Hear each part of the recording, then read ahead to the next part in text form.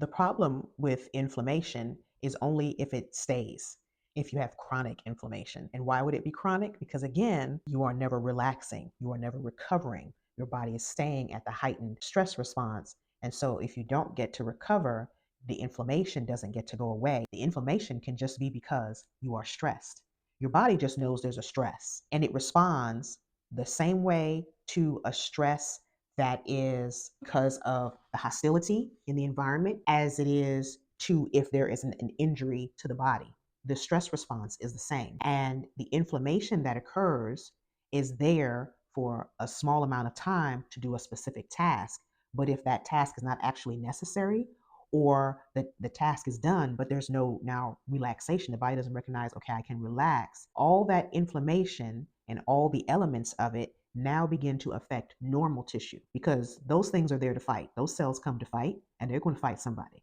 But if they don't go away and if they're not sent back to their station and be like, we got it, we're good, the danger is over, then they'll start fighting whatever else is around and they'll fight the healthy tissue. And all of your child's organs are made of tissues, cells that make up tissues. And if those things start getting attacked by the components that are in inflammation, then you start seeing disease happening in other parts of the body. And you also have a weakened response to be able to deal with all of that. So when you start seeing the body fighting itself and you have autoimmune diseases, that is related to the inflammation that is chronic, that is there because of this chronic stress. Why is there chronic stress? Because the home environment is chronically stressful. Because here's the thing, the world is stressful. The world is stressful. And so, like I've said in previous videos, everyone needs a place that they can come to that when they close the doors, they're like, oh, I made it back home. And these are my people. And these people care about me. I'm loved here. I'm cared about here. I've been through a lot today, but there's somebody in this house that I can talk to about it. They'll make time to listen. They may even have a suggestion, or they may just give me a hug as encouragement. They may share with me what they did when they experienced it. And so that sort of care makes home an environment where people relax and recover. Even if they felt the stress all day, they know that once I get home, I can relax and recover. And not just recover emotionally, but my body can recover from that heightened sense of threat all day long. And so it does matter what the environment is in your home. And this is more than just smiles and giggles and, 12 hugs a day, as people recommend. It's more than that. It is the way that you interact with each other, the kindness, the thoughtfulness that even acknowledges that people exist and that they matter enough to each other to both talk to each other and to look each other in the eye and say, hey, you good? Because you look upset, or hey, you look like you had a good day. What happened? Tell me. And that sort of camaraderie in the home is essential because, again, I say it all the time, your family is the first and most important community that your children are a part of. Hey moms, I am hosting a call on YouTube for any of you who want to bring me your parenting questions. So if that's you, click the link below or scan the QR code. Any other information you need is on the screen, and I cannot wait to see you there. Take care. They learn how to deal with everything and everyone else based on what they learned at home. And so, as much as we want to go ahead and make sure we put a good plate of food in front of them, or we want to make sure we put them on a team for their favorite sport so that we know that they get physical activity all the time. They're not just sitting with the phone, they do get active. We make their appointments for them to have their annual checkups because we want to make sure that they're okay. And all that is wonderful. And I encourage you to keep doing that.